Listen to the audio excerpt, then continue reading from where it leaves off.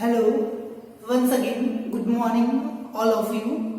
In the pediatric portion, in the unit number 5th, we discussed about the various congenital disorders regarding the gastrointestinal system.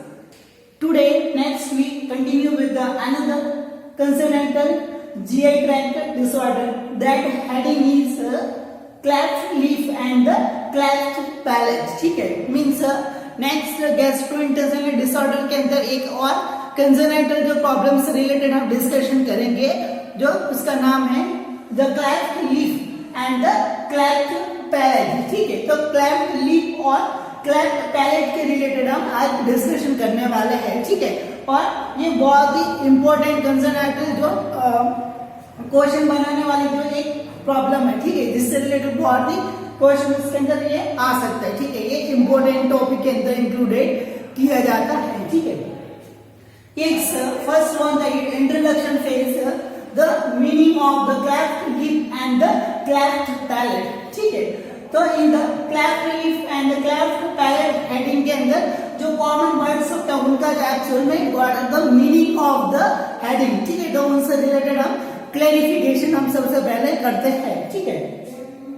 उसी के अंदर cleft lip और cleft palate के अंदर commonly एक जो word है क्लेफ्ट. ठीक है, एंड दूसरे जो वर्ड्स है लिप्स एंड द पैलेट. ठीक है, तो क्लेफ्ट का मीनिंग और लिप्स का मीनिंग और द पैलेट का मीनिंग एक्चुअल में क्या होता है, तो उससे रिलेटेड हम डिस्कशन कर रहे हैं. ठीक है, तो word cleft it means the natural crack and split opening space. ठीक है, मीन्स जो क्लैफ्ट का मतलब होता है कि नेचुरली एक जो अवेलेबल होने वाला जो क्रैक. ठीक है, मीन्स उसके अंदर जो एक ब्रेकेज उसके अंदर अवेलेबल रहता है. ठीक है, इट मीन्स कि नेचुरली जो अवेलेबल होने वाला जो क्रैक का मतलब होता है कि कोई ब्रोक पार्ट. ठीक है, मतलब जो ब्रोकन हो जाता है और वो नेचुरली उसके अंदर अवेलेबल रहता है. ठीक है, या फिर कोई स्प्लिट ओपनिंग स्पेस, मतलब एक जो कोई स्प्लिट या फिर कोई दरार आ जाती है. ठीक है, मीन्स इस टाइप का कोई दरार वगैरह आ जाना. ठीक है, तो ये स्पेस होता है वो थोड़ी बहुत उसके अंदर ओपनिंग या फिर कोई स्प्लिट का मतलब होता है कि दरार आ जाना. ठीक है, तो दरार के जैसे मतलब जो दीवार के अंदर जैसे जो चट्टान के अंदर जो दरार वगैरह आती है. ठीक है, और थोड़ा बहुत जो स्पेस होता है वो उसके अंदर अवेलेबल रहता है. ठीक है, और ये जो प्रोसेस यदि नेचुरली होता है, ठीक है, हमको उसको एक्वायर्ड उसको नहीं करना होता, मतलब उसको हमको एप्लीकेबल नहीं करना होता कि हमको दरार बनाना है. ठीक है, वो नेचुरली यदि अवेलेबल रहता है, एक कोई स्प्लिट के जैसे कोई ओपनिंग स्पेस यदि अवेलेबल रहता है. ठीक है, तो उसको हम क्लेफ्ट के नाम से जाना जाता है. ठीक है, तो क्लेफ्ट इट मींस कि नेचुरली अवेलेबल होने वाला कोई ब्रोकेज है. ठीक है, मतलब उसके अंदर एक कोई जो क्रैक वगैरह उसके अंदर आ गया. ठीक है, या फिर कोई स्प्लिट मतलब कोई दरार या फिर कोई ओपनिंग स्पेस उसके अंदर अवेलेबल है. ठीक है, तो वो होता है क्लेफ्ट. ठीक है, then next one the lips. ठीक है, लिप्स वर्ड का इट मींस कि टू सॉफ्ट फ्लैशी फोल्ड. ठीक है, मींस जो एक जो मांस के जो बने हुए जो एक जो फ्लैशी फोल्ड वो सॉफ्ट जो होते हैं. ठीक है, तो एक लिप्स का इट मींस कि जो मांस के बने हुए जो एक फोल्ड होता है जो बहुत ही सॉफ्ट होते हैं. ठीक है, और वो माउथ की जो मार्जिन होती है. ठीक है, जो माउथ का जो स्टार्टिंग पार्ट होता है उसकी मार्जिन के ऊपर जो फ्लैशी और जो सॉफ्ट जो फोल्ड होते हैं मांस के टुकड़ा वो जो फोल्ड होता है उस फोल्ड को हम लिप्स के नाम से जाना जाता है. ठीक है, the lips are the two soft fleshy fold at the margin और the opening of the mouth. Mouth की जहाँ पे ओपनिंग होती है और जहाँ से जीआई ट्रैक्ट का जो पोर्शन जहाँ से स्टार्ट होता है. ठीक है, तो initial part of the GI tract that is the mouth, और उसका माउथ की जो मार्जिन उसकी जो माउथ की जो ओपनिंग होती है वहां पे जो मोटे जो मांस का जो एक फोल्ड होता है. ठीक है, जो फ्लैशी फोल्ड और वो बहुत ही सॉफ्ट नेचर का होता है. ठीक है, तो उसी को हम लिप्स के नाम से जाना जाता है. ठीक है, the lips are the soft and fleshy fold at the margin at the opening of the mouth. ठीक है, the next one the palate. ठीक है, the palate it means to the at the mouth, at the also the roof of the mouth, ठीक है, means जो upper part, ठीक है, मतलब ये माउथ का अपर वाला पोर्शन होता है, ठीक है, और माउथ के जो ऊपर वाला मतलब जो छत वाला एरिया होता है, माउथ के जैसे जो ऊपर की तरफ जो एक जो माउथ के अंदर की तरफ जो ऊपर की तरफ जो पार्ट होता है उसको पैलेट के नाम से जाना जाता है, ठीक है। एज एग्जांपल आप देखिए कि ये माउथ है, ठीक है, तो माउथ है और ये इसके बाहर की तरफ ये जो है लिप्स है, ठीक है, और माउथ को जो ओपन किया जाता है तो ऊपर की तरफ जो वाला जो छत वाला जो एरिया है, ठीक है, मतलब जो माउथ की जो छत को बनाने वाला जो पोर्शन होता है, ठीक है, उसको पैलेट के नाम से जाना जाता है, ठीक है। मिस एग्जाम्पल देखिए कि ये माउथ वाला पोर्शन, तो इस माउथ के जो ऊपर की तरफ जो पोर्शन होता है, ठीक है, तो उस पोर्शन को हम पैलेट के नाम से जाना जाता है, ठीक है। तो पैलेट टॉप अपर पार्ट मतलब ये माउथ है और माउथ के जो खोलने के बाद में जो ऊपर वाला जो पोर्शन होता है उस पोर्शन को पैलेट के नाम से जाना जाता है, ठीक है, और इसको रूफ ऑफ द माउथ मतलब माउथ की ये माउथ वाला पोर्शन है, नीचे वाला जो पोर्शन रहेगा ये माउथ का ये वाला पोर्शन ये फ्लोर कहलाता है, ठीक है, मतलब फ्लोर मतलब जो आंगन कहलाता है जो माउथ का, और माउथ के जो ऊपर वाला पोर्शन जो ऊपर वाला जो जबड़ा होता है उसके जो अंदर वाला portion its known as the palate, ठीक है। तो इस कंडीशन के अंदर जो क्लैप जनरेट होता है नेचुरल क्रैक और the split the opening space, ठीक है, और वो ओपनिंग स्पेस कहां पे होगी एट द लिप्स और द पैलेट के अंदर, ठीक है। तो this was about the introduction regarding the heading the cleft and the meaning of the lips and the palate. The next one, in the detail, we discuss about the cleft lip and the cleft palate, ठीक है। तो first one heading that is the cleft lips, ठीक है। The meaning of the word cleft and the lips we discussed before it, ठीक है। The actual meaning of the cleft and the lips we discussed in the introduction phase. The next one, the cleft lips का actual जो meaning क्या होता है, ठीक है। The abnormality of the GI tract, ठीक है। Basically we are discussing about the congenital problems regarding the gastrointestinal disorders, ठीक है।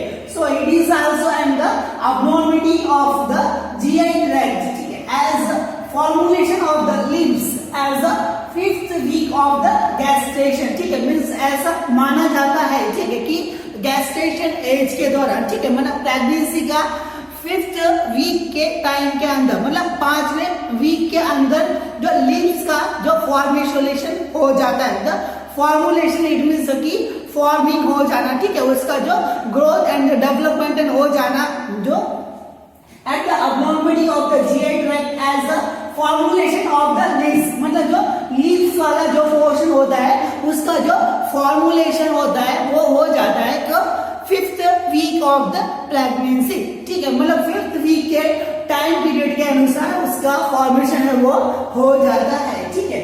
But it become failure to fusion of the vermilion border, ठीक है, इट मीन्स इस कंडीशन के अंदर जो फेल्यूर हो जाता है, फ्यूजन का मीन्स होता है कि कनेक्शन हो जाना, ठीक है, पूरी तरह से जो पूरा कंटिन्यूटी के अंदर जो कनेक्शन होता है उसको फ्यूजन के नाम से जाना जाता है, ठीक है, और इसके अंदर जो दोनों बॉर्डर्स होती है उसका फ्यूजन होता है वो फेल्यूर हो जाता है, ठीक है। तो दोनों बॉर्डर होती है वो आपस में फ्यूज मतलब पूरी तरह जुड़ नहीं पाती है, ठीक है। तो उस कंडीशन की वजह से after the 5th week the become the failure of the fusion of the vermiform border, ठीक है, and alter the facial appearance, ठीक है, मीन्स जो लिप्स होते हैं तो वो 5वें वीक के दौरान जो गैस्ट्रेशन पीरियड के अंदर जो दोनों वर्मिलियन बॉर्डर होती है, ठीक है, वर्मिलियन बॉर्डर का मतलब जो ये ऊपर वाला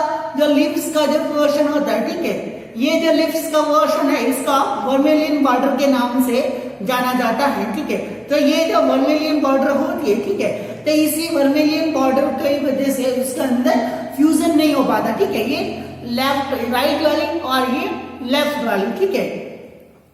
तो इन दोनों के अंदर ये पूरी तरह से जुड़ गया, ठीक है। तो इस कनेक्शन के अंदर देखिए कि नॉर्मल जो बेबी का लिप्स का जो स्ट्रक्चर होता है, ठीक है, तो ये वाला पोर्शन एक कंटिन्यूटी के अंदर चल रहा है, ठीक है। ये वाला जो स्ट्रक्चर इसके अंदर एक दो कंटिन्यूटी के अंदर है, ठीक है।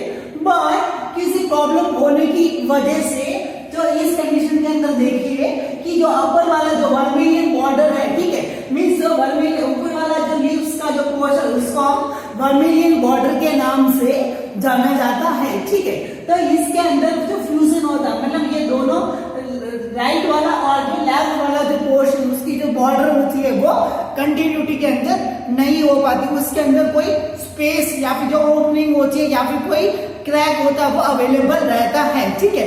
तो उसी कंडीशन को क्लेफ्ट लीफ के नाम से जाना जाता है, ठीक है। इस कंडीशन में नॉर्मल लीफ का जो अपर वाला स्ट्रक्चर होना चाहिए वो ऐसा होना चाहिए, बट इस कंडीशन के अंदर जो उसके अंदर क्रैक होता है वो अवेलेबल रहता है, ठीक है। तो दोनों पोर्शन है वो अलग अलग हो जाते हैं, ठीक है। लीव्स वाला पोर्शन जो लेफ्ट वाला स्ट्रम, राइट वाला दोनों अलग अलग हो जाते हैं, और इस लीफ वाला जो पोर्शन होता है इसके अंदर जो एक क्रैक होता है वो अवेलेबल हो जाता है, ठीक है। तो इस मीनिंग में क्रैक अवेलेबल होगा। तो बेबी का जो लीफ का जो स्ट्रक्चर होता है, ठीक है, तो इसके अंदर नॉर्मली ऐसा नहीं दिखेगा, इस पोर्शन के अंदर ऐसा क्रैक होता हुआ अवेलेबल रहता है, ठीक है। बेबी इस कंडीशन के साथ में बर्थ लेता है, ठीक है। इस कंडीशन के अंदर जो आपको जो अपर लीव्स वाले पोर्शन के अंदर एक स्पेस, एक जो ओपनिंग वगैरह अवेलेबल रहती है, इस कंडीशन को हम क्लेफ्ट लीफ के नाम से जाना जाता है, ठीक है। Once again, the abnormality of the GI tract as the formulation of the leaves at the 5th week, मतलब 5वें वीक के अंदर leaves का फॉर्मेशन होता है, but become the failure of the fusion of the vermilion border. vermilion border का जो उसका फ्यूजन, मतलब दोनों लेफ्ट और राइट वाला बॉर्डर दोनों आपस में मिल जाती थी, बट इसका फेलियर होने की वजह से जो अपर जो वर्मिलियन बॉर्डर है वो आपस में कनेक्टेड फ्यूज नहीं हो पाती and leads the alteration of the facial expression. इसकी वजह से जो फेस का जो अपीयरेंस होता है वो कहीं ना कहीं अल्टरेशन उसके अंदर आ जाती है, ठीक है। तो this is all about the cleft leaves का मीनिंग, ठीक है। Then next one, the it also called a head leaf, ठीक है। इसको हम खरगोश का जो होठ कैसा होता है, ठीक है, जो खरगोश का माउथ आप नोटिस करना, जो खरगोश का आप पिक देखना, तो खरगोश का माउथ होता है, उसका जो लिप्स वाला एरिया होता है वो ऐसा ही दिखता है, ठीक है। लिप्स वाला उसके अंदर भी दांत होता है वो एक बाहर की तरफ निकला हो, और लिप्स वाला पोर्शन होता है वो दोनों पार्ट के अंदर डिवीजन रहता है, ठीक है। तो इसको हम हेयर लिप के, मतलब हेयर का मीन्स होता है कि जो खरगोश के लिप्स, ठीक है, जो खरगोश का होठ जिस टाइप का होता है सेम अपीयरेंस इस बेबी के अंदर भी अवेलेबल रहता है, ठीक है। तो इस कंडीशन की वजह से इसको हम इस कंडीशन को हेयर लिप के नाम से भी जाना जाता है, और इसका जो मेडिकल टर्म होता है वो काइलोस्काइसिस, इसको हम क्लेफ्ट लिप्स को काइलोस्काइसिस के नाम से भी जाना जाता है, ठीक है। The cleft lip also known as head lips, मतलब इसके अंदर जो अपीयरेंस होता है माउथ का वो खरगोश के होठ के जैसा अपीयरेंस होता है, इसकी वजह से इसको हम हेयर लिप्स बोलते हैं, और मेडिकल टर्म के अंदर इसको हम काइलोस्काइसिस के नाम से जाना जाता है, ठीक है। इसके अंदर बेबी का लुक होता है वो अपर लिप्स होता है वो ऐसा हो जाता है, ठीक है। ओके, तो this is all about the cleft lips. Okay, then next after the introduction about the cleft leaf, then next in this another heading, that is cleft palate, ठीक है।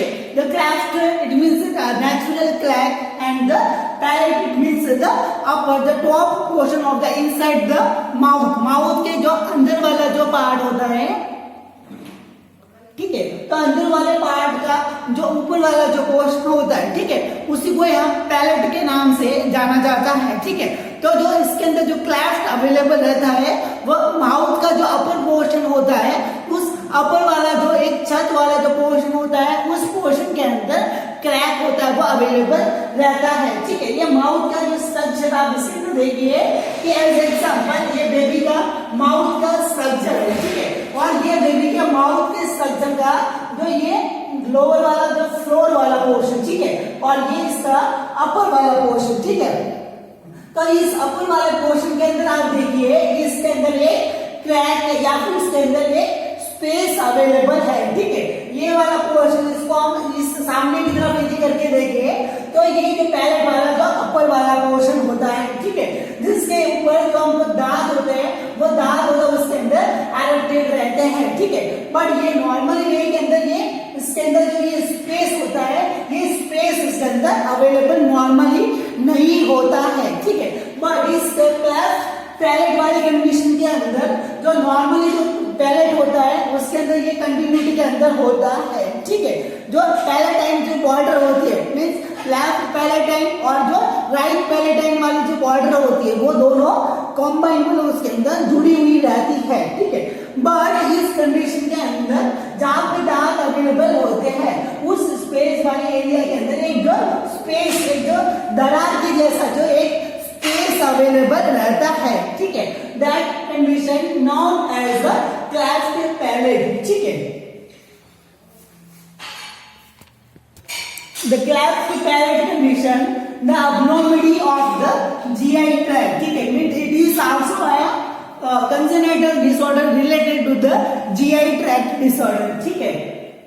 As the formulation of the palate, ठीक है, means जो palette नाम का जो एक body organ का जो पार्ट होता है, ठीक है, उस स्ट्रक्चर के अंदर जो उसका जो फॉर्मुलेशन होता है वो 12th to the 15th week of pregnancy हो जाता है, ठीक है। मीन्स जो गेस्टेशन टाइम पीरियड के अंदर जो 12th टू लेकर 15th वीक होता है मतलब जो 12 से 15 वीक का जो टाइम पीरियड होता है प्रेगनेंसी के टाइम के अंदर, तो ये जो अपर वाला जो पोर्शन होता है, ठीक है, पैलेट का वो पैलेट का ऊपर वाला पोर्शन होता है वो फॉर्मेशन हो जाता है, ठीक है।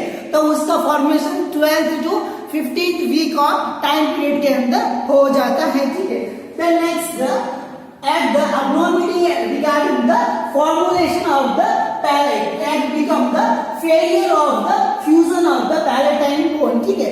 इट मीन्स कि जो एट द 12th जो 15 वीक के टाइम पीरियड के अंदर जो पैलेटाइन का जो बॉर्डर होता है उस पैलेटाइन बॉर्डर का जो अल्टरेशन या फिर उसके अंदर उसका जो फ्यूजन होता है, it means the both the right and the left palatine जो बॉर्डर होता है उसका जो 12th टू 15 वीक के टाइम पीरियड के अंदर उसका फ्यूजन होता है वो फेलियर हो जाता है, ठीक है। तो that condition leads the alteration in the oral cavity और इसकी वजह से जो ओरल कैविटी होती है, ठीक है, तो उस ओरल कैविटी के अंदर अल्टरेशन आ जाता है, ठीक है। जो ओरल कैविटी जो माउथ का जो अंदर की जो कैविटी होती है, ठीक है, उस कैविटी के अंदर जो दरार होने की वजह से जो अबनॉर्मलिटी क्रिएट हो सकती है, ठीक है। And this cleft palate condition also known as a palatoschisis, ठीक है। इस कंडीशन को हम मेडिकल टर्म के अंदर palatoschisis के नाम से भी जाना जाता है, ठीक है। The word cleft palate is also known as the palatoschisis condition, ठीक है। इस कंडीशन के अंदर तो माउथ के जो अंदर की तरफ जो अपर वाला पोर्शन होता है, ठीक है, as example see and this diagram it shows the cleft palate condition, ठीक है। जहाँ पे जो लीव्स जो जहाँ पे लीव्स के आगे की तरफ अंदर वाला जो दांत जहाँ पे एरप्शन होता है उस पोर्शन के वहां पे एक क्रैक या फिर जो एक स्पेस ओपनिंग अवेलेबल रहती है, ठीक है। That condition known as the cleft palate and the palatoschisis condition. Okay, so these all about the introduction phase regarding the cleft lip and the cleft palate. The next, after the introduction phase regarding the cleft lip and the cleft palate, it means the next one, the heading, the types of the cleft lip and the cleft palate, ठीक है। Means cleft lip और cleft palate के अंदर उसका classification उसके types के अंदर अगर जो डिवीजन किया गया, these are the following. First one, the according to the type of abnormality present, ठीक है, मींस क्लेफ्ट पैलेट और क्लेफ्ट लीफ वाली जो कंडीशन उसके अंदर है, ठीक है। तो इन दोनों में से कौन सी कंडीशन अवेलेबल है, ठीक है, तो उस कंडीशन के हिसाब से उसको डिवीजन किया गया है 3 टाइप्स के अंदर, ठीक है। तो as according to the type of the abnormality available, ठीक है, मींस उस बेबी के अंदर जो क्लेफ्ट लीफ और क्लेफ्ट पैलेट के अंदर से किस टाइप की जो प्रॉब्लम अवेलेबल है, ठीक है, तो उसके अकॉर्डिंग उसको डिवीजन किया गया है इन द 3 सब टाइप्स, ठीक है। The 3 subtypes are the following. The first one the pre alveolar, ठीक है, second one is the post alveolar and the third one it is the mixed alveolar, ठीक है। तो 3 types of the abnormality regarding the cleft lip and the cleft palate types, ठीक है। तो pre alveolar it means देखिए cleft of the lips on, ठीक है, मतलब इस कंडीशन के अंदर जो कॉमन वर्ड्स होता है उसके अंदर आ रहा है एल्वियोलर, ठीक है। तो इन सब टर्म्स के अंदर जो कॉमन वर्ड है एल्वियोलर, ठीक है। तो एल्वियोलर का इट मींस है कि टूथ, ठीक है, मींस जो दांत होते हैं उसको हम मेडिकल टर्म जो एल्वियोलर के नाम से जाना जाता है, ठीक है। इस जगह के ऊपर जो कॉमन वर्ड्स जो रिपीटेड हो रहा है तो जो उसका है वो एल्वियोलर, ठीक है। तो उस एल्वियोलर का मतलब ये होता है टूथ, ठीक है, मतलब जो दांत, ठीक है। और प्री पोस्ट और मिक्स का टाइप आपको पता होगा, ठीक है। प्री एल्वियोलर, ठीक है, प्री का मतलब होता है कि पहले, ये वाला दांत वाला पोर्शन है और दांत से पहले, ठीक है। तो दांत से पहले आगे की तरफ कौन सा पोर्शन होता है, लिप्स वाला पोर्शन, ठीक है।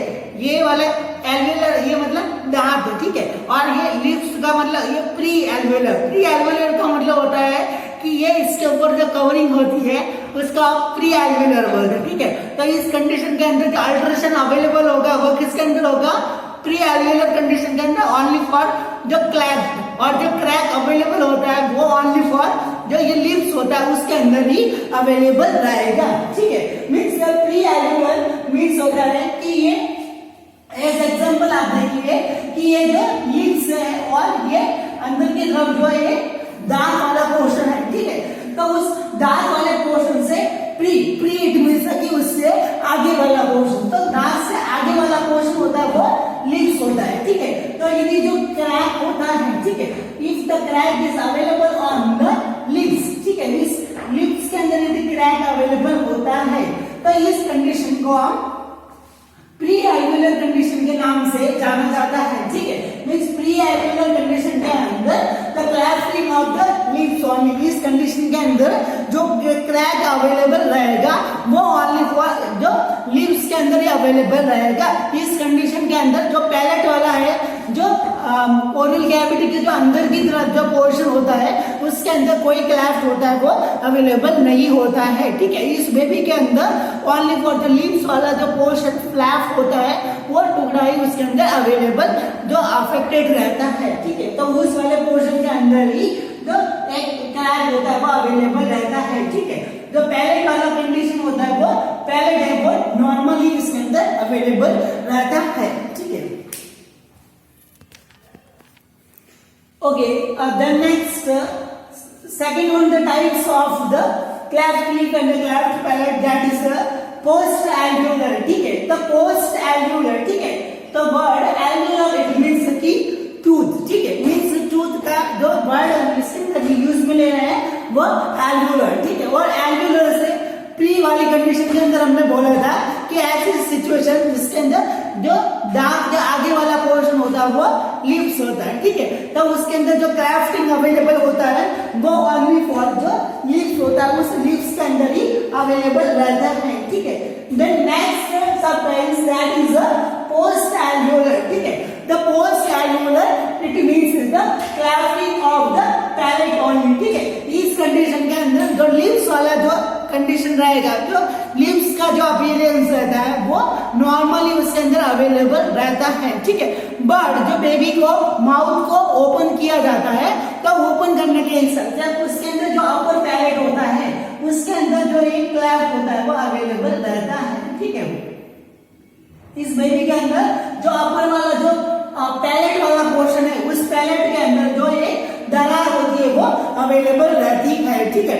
बाहर की तरफ से हम देखेंगे तो लिप्स आर द नॉर्मल, ठीक है, but inside the oral cavity there is a space और द ओपनिंग और the crack between the two palatine border, ठीक है। जो पैलेटाइन का जो अपर वाला जो पैलेट होता है उसका बॉर्डर होता है, उसके अंदर जो क्रैक होता है, मतलब एक जो ओपनिंग होती है वो अवेलेबल रहती है, ठीक है। द पोस्टेरियर इट मींस कि दांत के अंदर वाली तरफ, ठीक है, दांत के बाद में, तो दांत के बाद में जो स्ट्रक्चर होता है वो पैलेट होता है, ठीक है। और इस कंडीशन के अंदर जो दरार अवेलेबल मतलब क्लैफ्ट होता है वो अवेलेबल रहेगा एट द पैलेट ओनली, ठीक है। उसके अंदर पैलेट वाला पोर्शन ओवरली उसके अंदर अवेलेबल रहता है, ठीक है।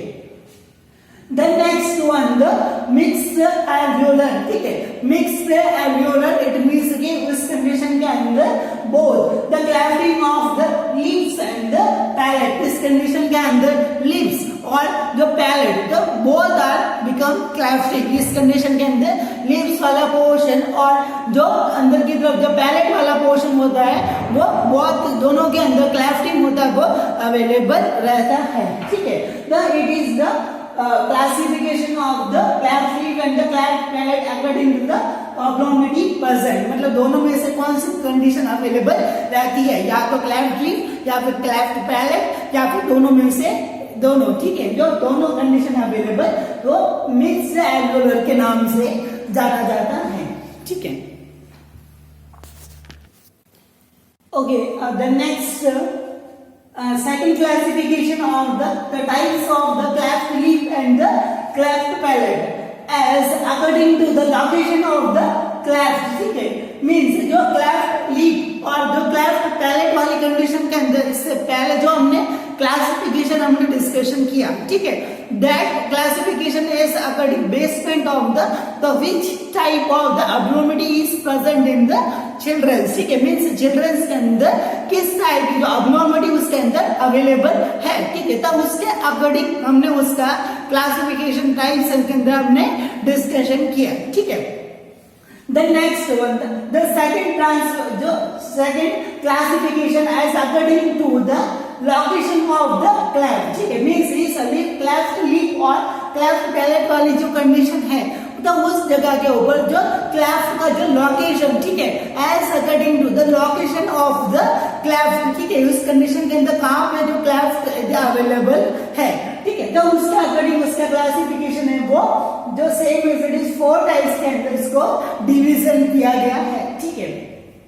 The diagram first is showing that the central cleft, bilateral cleft, oblique and the cross-sectional cleft and the lateral side cleft, ठीक है। Then next इस डायग्राम के अंदर आप देखिए कि क्लेफ्ट पैलेट और जो क्लेफ्ट लीफ वाली जो कंडीशन उसके अंदर है, तो इसके अंदर आप देखिए कि लीव्स के जो मिडल वाला पोर्शन, ठीक है, जो लीव्स का जो बीच वाले पोर्शन के अंदर यदि क्लेफ्ट अवेलेबल है, ठीक है, तो वो उसका टाइप्स होएगा सेंट्रल क्लेफ्ट के नाम से, मतलब लीव्स के अंदर क्लेफ्ट वो अवेलेबल रहेगा, ठीक है, बट उसके अंदर वो सेंट्रली एक साइड के अंदर अवेलेबल रहता है, ठीक है।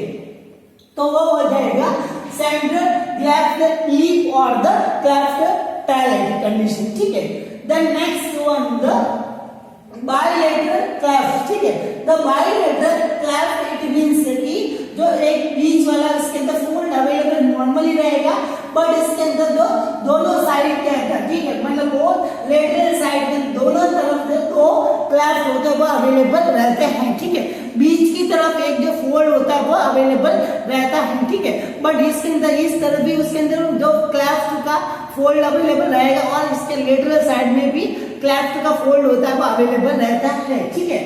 इस कंडीशन के अंदर आप देखिए कि दोनों दो क्लेफ्ट उसके अंदर अवेलेबल रहते हैं, ठीक है। एक बीच के अंदर एक नॉर्मली जो लीव्स का जो पोर्शन होता है उसके अंदर अवेलेबल रहता है, ठीक है, बट जो दोनों साइड के अंदर जो क्रैकिंग होता है वो अवेलेबल रहता है, ठीक है। That condition known as a bilateral cleft, मतलब इस कंडीशन के अंदर दोनों तरफ क्लेफ्ट होता है वो अवेलेबल रहता है, ठीक है। The next one, the oblique और द क्रॉस सेक्शनल क्लेफ्ट, ठीक है। इस कंडीशन के अंदर लिप्स के और जो पैलेट के एक तरफ को उसके अंदर जो क्रैकिंग होता है अवेलेबल रहता है, ठीक है, बट वो ऑब्लिक या फिर जो क्रॉस के अंदर जो क्रॉस पोर्शन के अंदर अवेलेबल रहता है, ठीक है। इसके अंदर क्लेफ्ट देखिए, वो क्लेफ्ट होगा वो एक क्रॉस के अंदर एक ऑब्लिक जो वे के अंदर क्लेफ्ट होता है वो अवेलेबल रहता है, ठीक है। तो इस कंडीशन को ऑब्लिक और द क्रॉस सेक्शनल क्लेफ्ट के नाम से जाना जाता है, ठीक है। Then next one the lateral side cleft, ठीक है। Lateral side cleft it means कि इस कंडीशन के अंदर लिप्स का कोई साइड, ठीक है, मतलब लिप्स या फिर जो पैलेट का जो एक लेटरल साइड, ठीक है, मींस या तो फिर लेफ्ट का जो एक साइड के अंदर, इस कंडीशन के अंदर आप देखिए कि मिडल के अंदर होता है, ठीक है, बट इस कंडीशन के अंदर जो लिप्स का जो साइड वाला पोर्शन होता है, या कि इस साइड या फिर एक लेफ्ट साइड के अंदर या फिर उसका राइट का लेटरल साइड के अंदर, तो उस साइड के अंदर यदि दोनों साइड के अंदर यदि एक किसी साइड के अंदर यदि क्लेफ्ट अवेलेबल रहता है, ठीक है, तो उस कंडीशन को लेटरल साइड के नाम के जो क्लेफ्ट के नाम से जाना जाता है, ठीक है। ओके, तो these are about the classification the cleft lip and the cleft palate as according to the location of the cleft. Okay, the next one the after the types of the cleft lip and the cleft palate, ठीक है। The next heading that is the etiological factors which may responsible for the cleft lip and the cleft palate, ठीक है। तो same as it is the consonantal alteration the exact cause is still unidentified, means इस कंडीशन का अभी जो actual में क्या कॉज है वो अभी तक अनआइडेंटिफाइड है, ठीक है, but we can estimate it same as it is as the another consonantal जो alteration we already discuss in the previous classes, ठीक है। These are the following as the maternal lifestyle at during the gestation period, maternal infection, teratogenic effect, repeatedly radiation exposure, genes and the chromosomal alteration and the mutation and the folic acid deficiency. That folic acid which may responsible for the helping the fusion, ठीक है, मतलब जो fusion करवाने के लिए जो responsible एक जो विटामिन होता है फॉलिक एसिड, तो उस फॉलिक एसिड का जो डेफिशिएंसी होने की वजह से फ्यूजन होता है वो में भी अल्ट्रेशन हो सकता है, ठीक है। और मैटरनल लाइफस्टाइल जो हार्मफुल लाइफस्टाइल को फॉलो अप करती है during the pregnancy and maternal infection etch mother is infected with the severe the chronic type of congenital या फिर जो अदर क्रोनिक प्रॉब्लम उसके अंदर रहती है, टेराटोजेनिक जो लाइफस्टाइल जो ड्रग्स वगैरह मेडिकल थेरेपी वगैरह या फिर जो रिपीटेडली जो लेबोरेटरी इन्वेस्टिगेशन के लिए जो रिपीटेडली रेडियो एक्टिव जो रेस होते हैं उसके एक्सपोजर में लाया जाता है, या फिर जो पेरेंट्स को ऑफस्प्रिंग को जीन्स और क्रोमोसोम्स के अंदर अल्ट्रेशन होने की वजह से भी ये कंडीशन है वो अराइज हो सकती है, ठीक है। ओके, तो it's not much hard, it is simply only the etiological factor regarding the cleft lip and the cleft palate. Okay, then next after the etiological factors regarding the cleft lip and the cleft palate, ठीक है। Then next one the pathophysiology mechanism with the baby with the cleft lip and the cleft palate, ठीक है, means एक जो baby है जिसको cleft lip और cleft palate वाली कंडीशन उसके अंदर है, ठीक है, तो उसके अंदर जो डाइजेस्टिव जो मैकेनिज्म उसका जो क्या प्रोसेस उसके अंदर अवेलेबल रहता है, ठीक है, तो वो पैथोफिजियोलॉजी के अंदर हम डिस्कशन करते हैं, ठीक है। As first one the baby with cleft lip and the cleft palate, means एक बेबी जिसको क्लेफ्ट लिप और क्लेफ्ट पैलेट वाली कंडीशन उसके अंदर अवेलेबल है, ठीक है।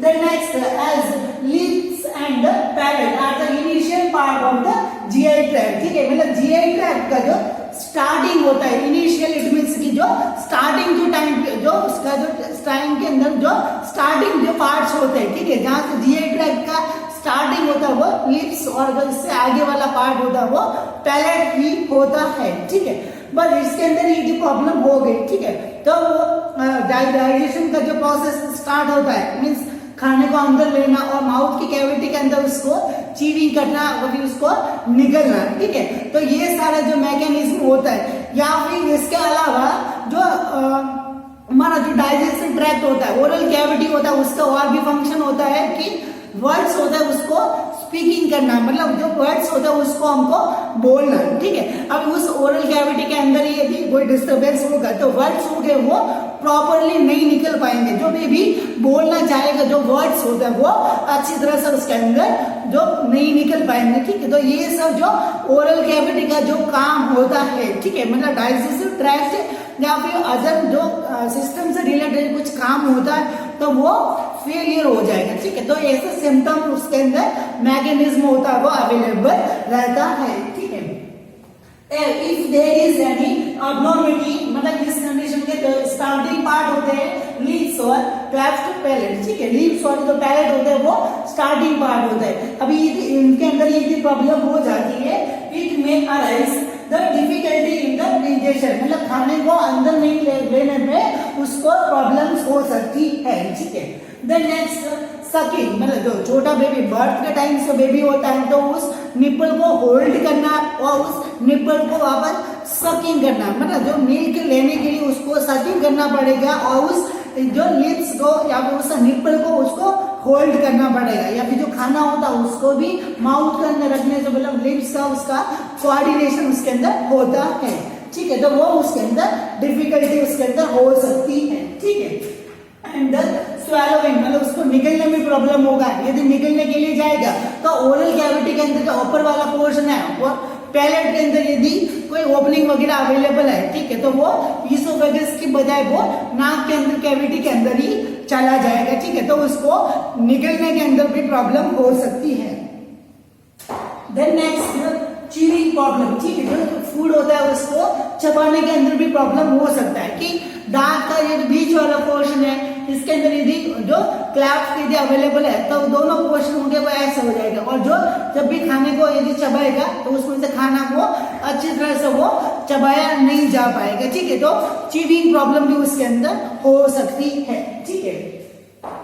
देन नेक्स्ट है it may lead the abnormal oral cavity, ठीक है, वो ओरल कैविटी उसके अंदर अबनॉर्मलिटी हो सकती है और ओरल कैविटी के जो काम उसके अंदर जो प्रॉब्लम उसके अंदर अराइज हो सकता है, ठीक है। देन नेक्स्ट फेशियल अपीयरेंस, ठीक है, मतलब इंडिविजुअल पर्सन का भी एज एग्जांपल हम भी देखिए अपना जो फेस लुक होता है, ठीक है, यदि आंख होती है वो नाक की जगह के ऊपर आ जाए और नाक वो आंख की जगह के ऊपर चला जाए, ठीक है, तो हमारा फेशियल होता है वो लुक होता है वो अल्टरेड हो जाता है, ठीक है।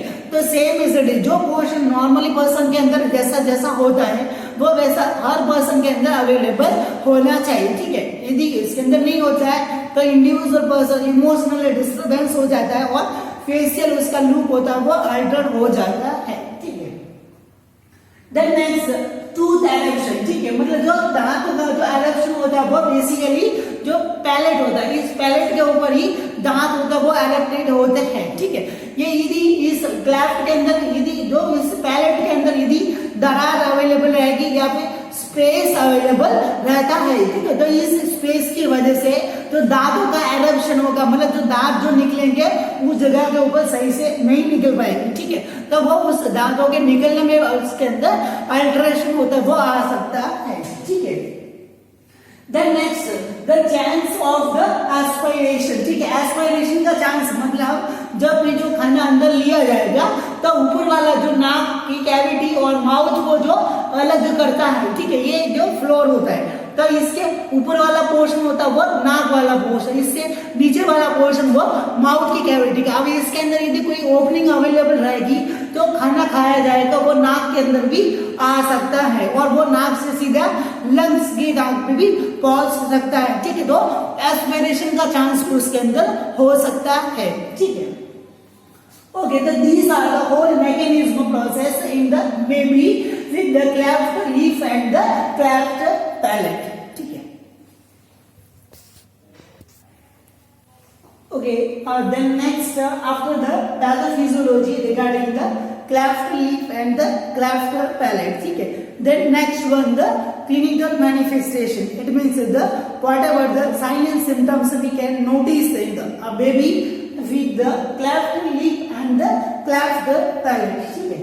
तो here are the symptoms regarding the cleft lip and the cleft palate, the poor sucking and the feeding problem, मतलब इंडिविजुअल जो बेबी होगा उसको सकिंग और द फीडिंग के अंदर उसको प्रॉब्लम उसके अंदर हो सकती है, ठीक है। क्योंकि बेसिकली हमने जो इससे पहले हमने जो बताया कि लिप्स और जो पैलेट है वो स्टार्टिंग जो डाइजेस्टिव ट्रैक्ट के जो पार्ट्स होते हैं, ठीक है, तो उनका जो फंक्शन मतलब जहाँ पे खाने को इंजेस्ट मतलब खाने को मुंह के अंदर रखा जाता है, जो चीविंग वगैरह की जाती है, छोटा बेबी होगा तो वो सकिंग वगैरह करेगा, तो उसके अंदर वो अल्टरेशन उसके अंदर डिफिकल्टी हो सकती है, ठीक है। तो poor sucking and feeding problem उसके अंदर हो सकती है। Physical disturbance in the body image and the facial look, ठीक है, मतलब थोड़ा बेबी एज के अंदर होगा तो उसका फेशियल लुक के अंदर या फिर कोई बॉडी इमेज के अंदर डिस्टर्बेंस हो सकता है, ठीक है। Then next emotionally disturbed parents and the child, ठीक है, मतलब जो चाइल्ड होगा वो उसके जो इमोशनली डिस्टर्बेंस उसके पेरेंट्स और चाइल्ड को खुद भी उसके अंदर डिस्टर्बेंस हो सकता है, ठीक है। मीन्स ऐसा लुक रहेगा तो उसके जो घर वाले उसके सोसाइटी के अंदर भी उसको अलग तरीके से उसको देखा जाएगा, तो इस थिंकिंग की वजह से भी वो पेरेंट्स वगैरह या जो चिल्ड्रंस वो खुद होता है वो भी इमोशनली डिस्टर्बेंस हो सकता है, ठीक है। देन नेक्स्ट स्पीकिंग प्रॉब्लम या फिर जो स्टटरिंग, ठीक है, स्टटरिंग का मतलब होता है कि वो जब भी बोलेगा तो वो हवा निकल जाएगी, ठीक है, मतलब वो वर्ड से वो क्लियरली उसके अंदर जो फॉर्मेशन नहीं हो पाएगा, ठीक है। तो माउथ ओरल कैविटी का एक और भी काम होता है कि वो स्पीकिंग के लिए काम में आता है, ठीक है। तो स्पीकिंग का प्रोसेस रेस्पॉन्सिबल ओरल कैविटी हो, इसके अंदर कोई अल्टरेशन होने की वजह से जो वो वर्ड्स होंगे वो क्लियरली फॉर्मेशन नहीं हो पाएंगे, ठीक है। तो उस कंडीशन को स्टटरिंग या स्पीकिंग प्रॉब्लम उसके अंदर हो सकता है, ठीक है। The chance of the aspiration, ठीक है, द वर्ड एस्पायरेशन का मतलब होता है कि जो फूड का जो कंटेंट होता है वो जीआई ट्रैक्ट के अंदर नहीं जाने के बजाय जो रेस्पिरेटरी ट्रैक्ट के अंदर जा सकता है, ठीक है। तो इसका रीजन कि जब खाना वो यदि रखा जाएगा, ठीक है, माउथ के अंदर, तो माउथ के अंदर ऊपर वाला जो कैविटी वो अलग नहीं होती है, नाक की कैविटी के साथ में ही होती है, ठीक है। तो नाक की कैविटी के साथ में होने की वजह से ओपनिंग के अंदर खाना चला जाएगा तो वो डायरेक्टली रेस्पिरेटरी ट्रैक्ट के अंदर जा सकता है और बाद में धीरे धीरे लेट स्टेज के अंदर बहुत सारी प्रॉब्लम्स होते हैं वो अराइजेस कर सकता है, ठीक है। The deformity in the tooth eruption, जो टूथ एरेप्शन मतलब जिस पैलेट के ऊपर जो दांत एरेक्टेड होते हैं, ठीक है, तो उसके अंदर यदि डिफॉर्मिटी होने की वजह से दांत होंगे वो टेढ़े मेढ़े उसके अंदर उठ सकते हैं, ठीक है। तो टेढ़े मेढ़े जो दांत अबनॉर्मल टाइप के जो दांत डिफिकल्टी उसके अंदर हो सकती है, ठीक है। देन नेक्स्ट चीविंग प्रॉब्लम, ठीक है, मतलब उसको दांत के अंदर जो डिफिकल्टी उसके अंदर डिफॉर्मिटी अल्टरेशन हो गया तो इसकी वजह से चबाने के अंदर भी उसको प्रॉब्लम हो सकती है, ठीक है। तो क्लेफ्ट वाले पैलेट के अंदर जो भी खाना चबाया जाएगा तो वो नाक की कैविटी के अंदर भी जा सकता है, उसको बहुत ही एफर्ट लगाना पड़ सकता है, ठीक है। देन नेक्स्ट एक्सेस सी क्राइंग, ठीक है, मतलब बेबी होगा वो ज्यादा से ज्यादा एक्सेसिवली क्राइंग करेगा, ठीक है। और सेकेंडरी इन्फेक्शन, माउथ का कैविटी यदि ऑलरेडी बाहर की तरफ यदि खुला हुआ है, ठीक है, और यदि क्लैप यदि रहेगा तो वो आउटर एनवायरनमेंट के कांटेक्ट के अंदर ही होगा, ठीक है। तो इसकी वजह से उसको रिपीटेडली इन्फेक्शन होने का चांस हो सकता है, ठीक है। देन नेक्स्ट स्नोरिंग, मतलब जो भी वो जो रेस्पिरेटरी प्रोसेस होता है तो उसके अंदर खराटे होता है वो आ सकते हैं। देन नेक्स्ट वेट लॉस, ठीक है, मतलब न्यूट्रिशन पैटर्न यदि अच्छे से नहीं होगा, स्वेलोइंग प्रॉब्लम होगी, सकिंग का प्रॉब्लम होगा, अदर जो फीडिंग प्रॉब्लम होने की वजह से न्यूट्रिशन नीड होती है वो फुलफिलमेंट नहीं हो पाएगी, इसकी वजह से इनडायरेक्टली वेट लॉस होता है वो हो सकता है, ठीक है। इस वर्ड के अंदर स्नोरिंग का मतलब, ठीक है, जो वर्ड स्नोरिंग का मतलब होता है यदि वो माउथ खुला हुआ रखेगा, ठीक है, जो नींद लेगा तो यदि माउथ खुला हुआ यदि ओपनिंग उसके अंदर रहती है तो हवा वो जो नाक के बजाय वो उसके अंदर माउथ के अंदर से जा सकती है, ठीक है। इसकी वजह से जब नींद के अंदर जो खराटे लेता है, ठीक है, तो वो स्नोरिंग टाइप के जो साउंड होता है वो रेस्पिरेटरी के द्वारा वो आ सकती है, ठीक है। तो वो स्नोरिंग टाइप का साउंड होता है वो इस कंडीशन के अंदर अवेलेबल रह सकता है, ठीक है। तो these are the symptoms we can notice in the baby with the cleft lip and the cleft palate. Then next, after the clinical manifestation, the next heading जो आता है डायग्नोस्टिक इवैल्यूएशन, ठीक है। बट जो क्लेफ्ट लीफ और cleft palate वाली condition के अंदर कोई स्पेसिफिक डायग्नोस्टिक जो इन्वेस्टिगेशन के अंदर अवेलेबल नहीं होता है, ठीक है। बेसिकली हिस्ट्री कलेक्शन और फिजिकल एग्जामिनेशन के द्वारा हमको डायरेक्टली इंस्पेक्शन के द्वारा हमको पता लग जाता है, ठीक है, कि इसके अंदर क्लेफ्ट पैलेट और क्लेफ्ट लीफ वाली कंडीशन इसके अंदर है, ठीक है। तो डायरेक्टली हम उसके मैनेजमेंट से रिलेटेड हम डिस्कशन करते हैं, ठीक है। तो मैनेजमेंट के अंदर आएगा इमीडिएट मैनेजमेंट, ठीक है। मीन्स जो सर्जरी का टाइम पीरियड यदि बर्थ के टाइम से नहीं हो पाता है तो स्टार्टिंग के अंदर हम क्या क्या मैनेजमेंट, मतलब एट द बर्थ टाइम के अंदर यदि डिफेक्ट है, ठीक है, तो उसके बाद से हम उसके अंदर क्या कर सकते हैं, तो वो मैनेजमेंट इमीडिएट मैनेजमेंट के अंदर इंक्लूडेड किया जाता है, ठीक है। Then next, improve the sucking response, ठीक है, मतलब जो इंडिविजुअल बेबी का जो हमको स्टिमुलेट या फिर उसको हमको देखना है कि वो सकिंग रिफ्लेक्स, मतलब जो सक करने का जो रेस्पॉन्स होता है वो कैसा होता है, ठीक है, मतलब नॉर्मल है या अबनॉर्मल, तो उसको हमको आइडेंटिफाई करना है, ठीक है। मीन्स या तो फिर कोई शार्प जो फिंगर्स वगैरह या फिर जो बॉटल जो निप्पल वाला होता है उसको हमको जो लिप्स के वहां पे उसको टच करना है, तो वो स्टिमुलेट होगा और वो सक करने लग जाएगा, मतलब चूसने लग जाएगा, तो ये रेस्पॉन्स होता है वो हमको स्टिमुलेट करना है, ठीक है। Efforts to avoid the aspiration, वो जितना हो सके ऐसा इस वे के अंदर हमको खिलाना है कि वो गले के अंदर की तरफ खाना वो जाए, ठीक है। हमको कम से कम उसको रेस्पिरेटरी ट्रैक्ट के अंदर जाने से हमको उसको बचाना है, ठीक है। इस वे के अंदर टेक्निक से वे के अंदर हमको फीडिंग करवाना होता है, ठीक है। Feeding the child with the palate spoon, ठीक है, मतलब एक स्पेसिफिक टाइप की जो एक स्पून आती है, ठीक है, तो उस स्पून के द्वारा बेबी को फीड करवाया जाता है, ठीक है। जो ये पैलेट स्पून होता है वो इस टाइप का फ्लूइड होता है, ठीक है। इसके अंदर जो दूध होता है, मतलब स्टार्टिंग के अंदर जो बेबी होता है उसका खाना होता है वो लिक्विड फॉर्म के अंदर भरा जाता है, ठीक है, और इसको गले के अंदर सीधा रखा जाता है, ठीक है। इसको यदि माउथ कैविटी के अंदर रखेंगे तो वो जो नाक की कैविटी के अंदर जा सकता है, ठीक है। बट जो खाना होगा इसके अंदर भरने के बाद में सीधा जो गले के अंदर ही उतारा जाएगा, इसके अंदर जो सीधा ये गले के अंदर पहुंच सकता है। ये जो स्पून का बनाने का रीजन ये है कि यदि माउथ के अंदर कैविटी के अंदर जाएगा, ठीक है, सीधा माउथ के अंदर, तो लिप्स के अंदर उसको होल्डिंग करने में प्रॉब्लम, कोऑर्डिनेशन के अंदर प्रॉब्लम हो सकती है। फिर वो यदि माउथ की कैविटी के अंदर रहेगा तो नेसोफेरिंक्स से वापस रेस्पिरेटरी ट्रैक्ट के अंदर जाएगा तो एस्पिरेशन होने का चांस हो सकता है, तो वो जीआई ट्रैक्ट के अंदर नहीं जा पाएगा। तो हम क्या करते हैं, जो लिक्विड पोर्शन के अंदर उसको चबाने का जरूरत नहीं पड़े और इसको सीधा गले के अंदर जो थ्रोट वाला पोर्शन है उसको सीधा गले के अंदर ही इसको उतारा जाता है, ठीक है। तो ये इस टाइप का जो स्पून होता है वो उसके अंदर यूज में लिया जाता है, is known as the palate spoon, ठीक है। तो इसी के अंदर बेबी को पैलेट स्पून के द्वारा हमको फीडिंग करवानी है। Then next, the modified the feeding by the ESSR criteria technique, और इसके अदर जो फीडिंग का जो क्राइटेरिया उसको मॉडिफाई, मतलब अफेक्टिव वे के अंदर जो फीडिंग होती है वो हमको करवानी है, ठीक है। हम कैसे करवा सकते हैं, तो ESSR क्राइटेरिया, मतलब ESS क्राइटेरिया, ई का मतलब enlarge the nipple of the bottle, मतलब यदि बॉटल से हम उसको फीडिंग करवा रहे हैं, ठीक है, बेबी को यदि बॉटल से हम इसको फीडिंग करवा रहे हैं तो उस बॉटल का जो निप्पल है वो हमको थोड़ा बड़ा कर देना, बड़ा करेगा तो उसको फीडिंग करने के लिए इजीनेस उसके अंदर रह सकता है, ठीक है। फिर आता है एस से stand for the stimulate the sucking reflex, मतलब जो सकिंग रिफ्लेक्स जो ऑलरेडी हमने बताया कि उसको चूसने का फीडिंग करने के लिए सकिंग करना जरूरी होगा स्टार्टिंग के अंदर, तो उसको सकिंग रिफ्लेक्स को हमको इनिशिएट करना होता है, ठीक है।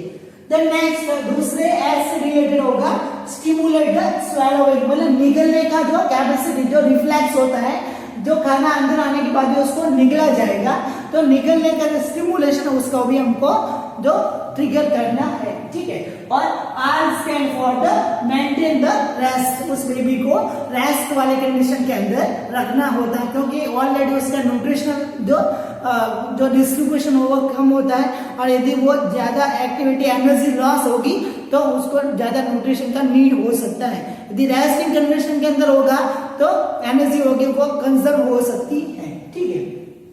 तो ये आएगा immediate management regarding the cleft leaf and the cleft palette.